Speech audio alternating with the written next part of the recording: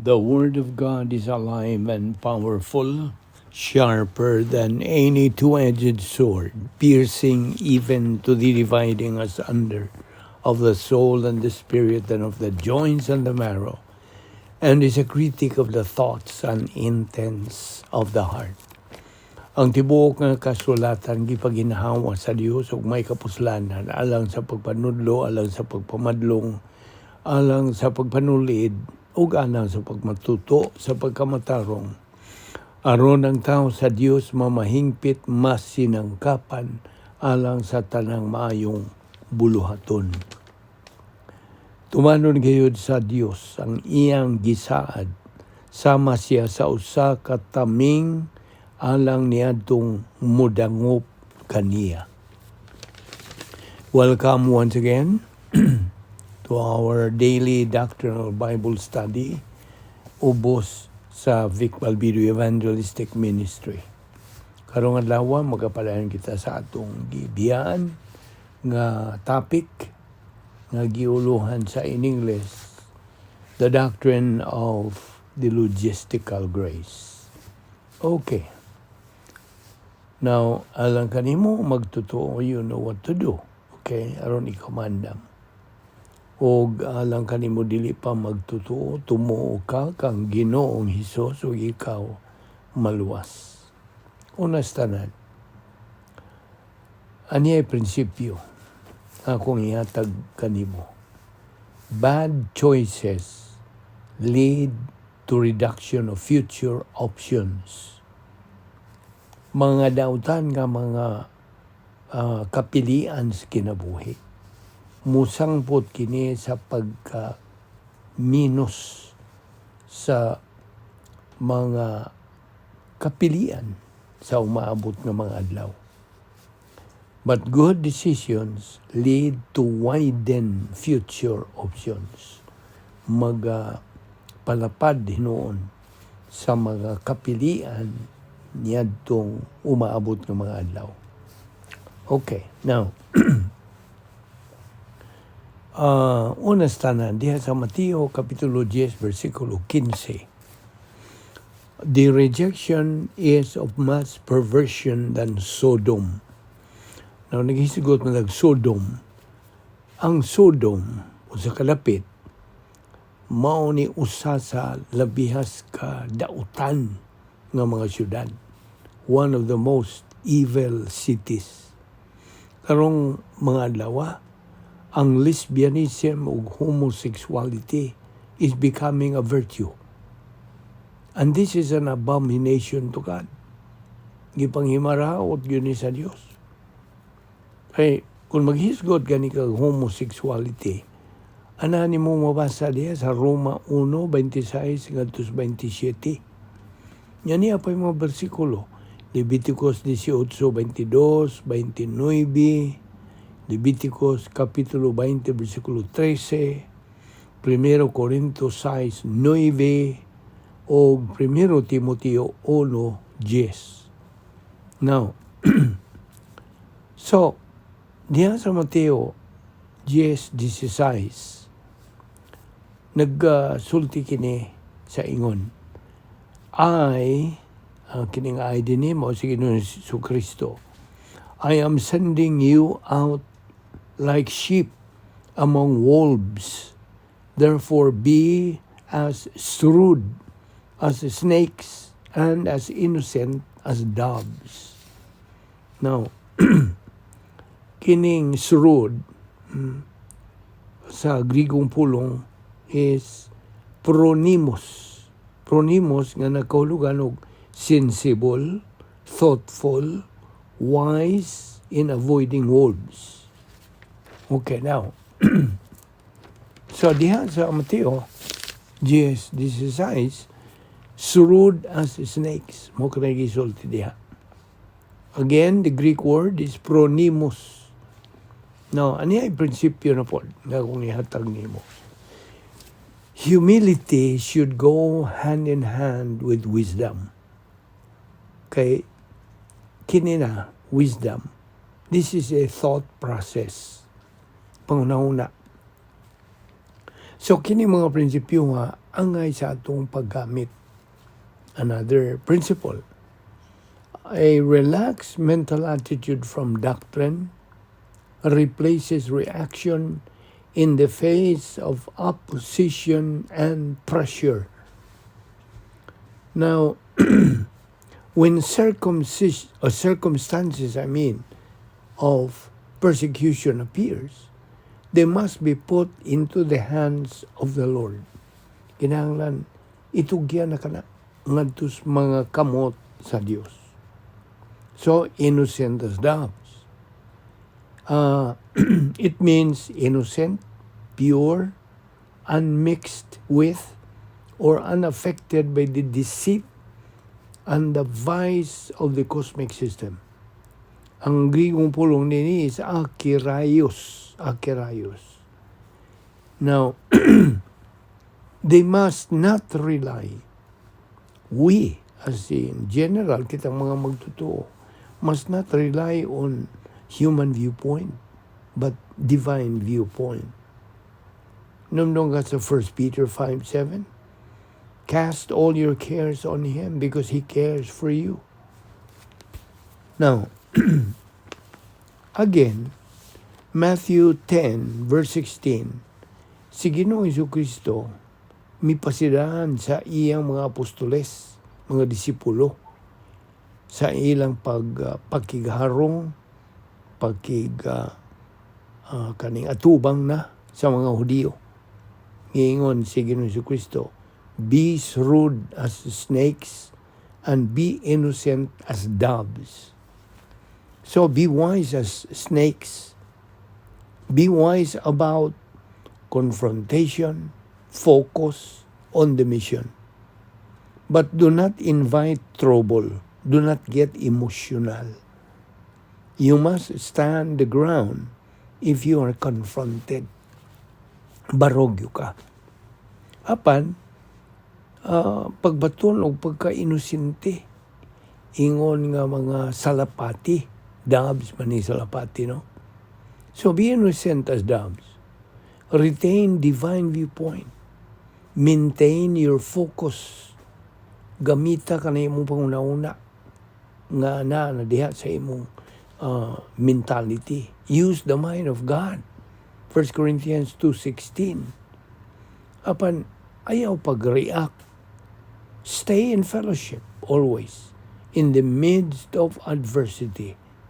Maintain a relaxed mental attitude. And you must approach them with wisdom, kaalam. Maintain humility. Never be arrogant. Ayaw, pagka mapahitason. Verse 10, 17, the Lord Jesus Christ says, the Jews will scourge them in their synagogues. Now, this type of activity is now found today. Ang mga dili magtotoo, mga atheists, ilang BBI, kita nga mga magtotoo. They mock believers today. Kinsa man yung mga unbelievers? Well, they are the secularists, relativists, humanists, skeptics. Now, kini kong Romans 1:26 to 27 is considered persecution ngadto sa LGBT karong panahon na. You see? Now, unto this verse 19, but when they arrest you, do not worry about what to say or how to say it. At that time, you will be given what to say. Hatagan kag kanang husto, tukma nga pulong nga imong ilitok. Verse 20, for it will not be you speaking, but the Spirit of your Father speaking through you. Now, so do not be anxious, do not worry. Mirim nao sa Griyo kanang pulong. Now, ang pagkaway kanang pagataranta o pagabalaka, mao na gitawag nato og relaxed mental attitude. Relax. Philippians 4:6, numdong ka. Do not be anxious about anything, but in everything by prayer and supplication. Muna, ang gisulti des Pilipos 4:6. Kaya ang worry ug ang kahadlok, bahin maguni, they are part of the same coin. Remember that. Worry and fear are a part of the same coin. Okay, madto ta sa Episo 3, versikulo 20. Now to him who is able to do immeasurably more than all we ask or imagine, according to his power that is at work within us. Prinsipyo ni ining maong bersikulo. Problems are inevitable. Worry and anxiety are optional. Worry, kini makaguba sa atong espirituanong kinabuhi. Apan, sa kanunay na itong ginaingon, it is a matter of choice. Narag yun na nimo. You see? O magpadaog ka ba sa kabalaka, kataranta, kahadlok, all this. Imuhan na na. Verse 21, brother will betray brother to death, and a father his child, etc. Verse 22, all men will hate you because of me, but he who stands firm to the end will be saved. Na, dili kay save nga kanang kaluwasan, dili. Ikaw makabarog, makalangutay, mo nibut pa sabot. Dugang pag yung mga prinsipyo. Your self-worth or self-esteem is based on your relationship with Jesus Christ, His grace and His unfailing love, not what you think of yourself. Ikaduha, spiritual self-esteem is confidence in God, not on how good you feel about yourself. Tiyan mo na, pagkalahi niya na, what a contrast. Lain pagyod nga prinsipyo. With spiritual self-esteem, you look and see yourself through the prism of God's eyes and His plan. You look at yourself as God looks at you. Principle number 4. You give glory to Him, to God, not to yourself. Humanism glorifies self. And when you give glory to Him, to our God only, that generates humility and divine viewpoint, and that is the way to live. Lain na pong prinsipyo. Spiritual self-esteem eliminates self-centered arrogance. Makatangtang sa imong pagka mapahitason. And principle number 6, spiritual self-esteem is the opposite of the humanistic stand of humanistic self-worth, the feel-good stand. You see? Makita ni mo sa ka importante kining mga prinsipyo sa atong kinabuhi. Right? And so, adto ta karon sa 1 Pedro Kapitulo 5, versikulo 8. Be sober.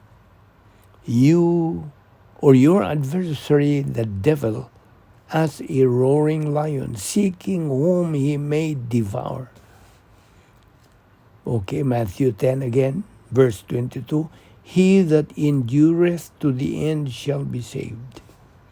Now, this is not eternal salvation, akong balikon. Understand the context ni ining kapitulo, ha. Now, saved from being persecuted, mo nibut pasabot. Believers become cowards, though they never lose their salvation. Numdong ka ni Pedro, kapilaman niya kanang gilimod ang atong Ginoong Kristo. Katulo. He denied our Lord 3 times. Now, believers who do not endure Dili makalahutay. Dili sila maka-perpetuate their spiritual life. They become enemies of the cross. Verse 23, but when they persecute you in this city, flee ye into another. For verily I say unto you, ye shall not have gone over the cities of Israel till the Son of Man be come. Okay. Verse 28, and fear not them which kill the body, but are not able to kill the soul, but rather fear him which is able to destroy both soul and body in hell. Now, numdum ka sa Salmo 111, versikulo 10, the fear of the Lord is the beginning of what? The beginning of wisdom. Okay. Now, dugang pag yung mga prinsipyo. To be afraid of the opposition offends God. Number 2, the only thing to fear is offending God. Number 3, failure to depend on Him is offensive. Number 4, leave the persecutors to God. Do not fear what they say or do. You just drive on with His plan. Let God work the rest out, and He will. Principle number 5. To complete God's plan is the highest goal of any believer, regardless of opposition, regardless of hate, of ridicule, regardless of the threats to those who are believers, including the threat of death. Ayaw gyud kadlok. Principle number 6, respect and love for God and the eternal future He guarantees removes the fear of persecution by men. Now, Psalm 111 verse 10 says, the fear of the Lord is the beginning of wisdom. Akong ibalik to. Principle number 7, spiritual maturity removes the fear. Principle number 8, it removes the futile desire to justify self in the face of lies and persecution. Principle number 9, this is what our Lord has just given, a faith rest rationale, and it gives believers focus on the mission in the face of opposition. Never fear the enemy. Ayaw yun. Ayaw yun kadluki ang imong kaaway. Yes, they can kill the body. So what? Live in the light of eternity. Never fear this life. Moni ang pahimangno. Look and remember the rewards in heaven. Can you afford to miss it? Nah. Kita nimo? Matthew 10, verse 28 again, and verse 31, do not be afraid. You are more valuable than many sparrows. This should motivate every believer to evangelize, first to their loved ones, then to those who are close to them. Now, adto ta sa verse 34. Do not suppose that I have come to bring peace to the earth. I did not come to bring peace, but a sword. A sword is a divider. Mga naga-tunga. You see.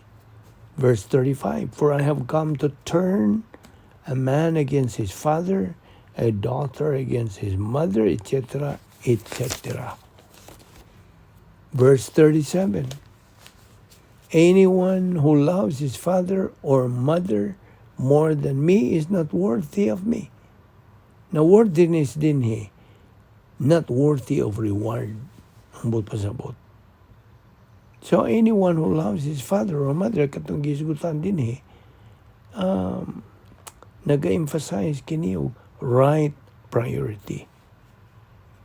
So unsa may isulti diya sa Joshua 24:15, as for me and my house, I will serve the Lord. Meaning family. You see. Right priority in life, first, Christ and doctrine. Second, family. Now, it should not be inverted. Dili may mo balihon. Una gyud si Kristo ang doktrina. Una pa ang imong banay, imong pamilya.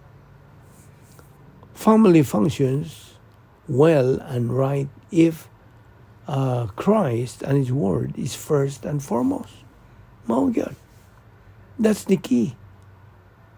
So worthiness there is not worthy of reward. Pasabot. Verse 38, and anyone who does not take his cross and follow me is not worthy of me. Again, anang worthiness. Not worthy of reward. Cross there to handle category 1 suffering with application of Bible doctrine. Verse 39, whoever finds his life will lose it, and whoever loses his life for my sake will find it. Kini whoever finds his life, kini human viewpoint purpose for your life. Kining it, then he will lose it, divine viewpoint purpose. Unya, ang ikaduhang phrase, and whoever loses his life there is human viewpoint. And for my, kining my din is because of me or because of doctrine. See? Okay, that's 1 Corinthians 9:19. Kini mahitungod ni Pablo. I am free as a bird, but I have made myself a slave to all, so that I may win more. Now, kining I may win more is one of the great blessings. Ang imong pagpresentar sa mayong balita sa kaluwasan is your special mission to present the gospel. Now, he was always on the move, kini si Pablo. It was a sacrifice for him, the law of supreme sacrifice. But Paul was never bitter, although he remained single. O man maminyo ni si Pablo. That was his blessing. He was content. He was happy. He lived that supreme sacrifice. Kaya nga itong Ginoo, mao yang unang pasiuna, first priority. You see? So in Philippians 3:14, I press on toward the goal to win the prize for which God has called me heavenward in Christ Jesus. Now, verse 38 by the way, in Matthew 10. Ang kitang mga magtotoo who are in the gospel ministry, mga pastor teacher, mga evangelist, mga missionaries, should sacrifice to take up their cross to serve the Lord. You see? Muna, ang katungdanan nato ng mga evangelista, mga pastor teachers, mga missionaries.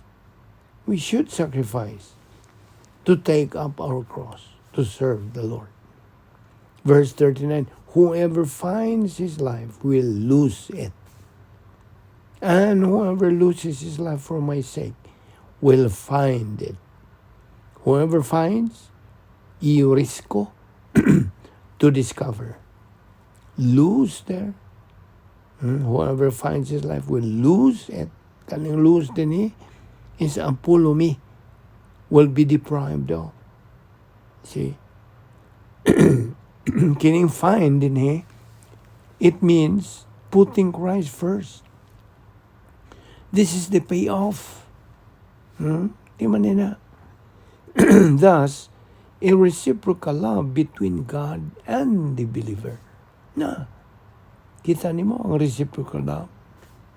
Prinsipyo, keep your priority straight. Doon padayon ugma, ayaw kalimot sa pagpakiguban ni ngatong adlaw-adlaw nga pagdupot, pagtuon sa pulong sa Dios. Ubos sa Balbido Evangelistic Ministry. We'll see you again tomorrow.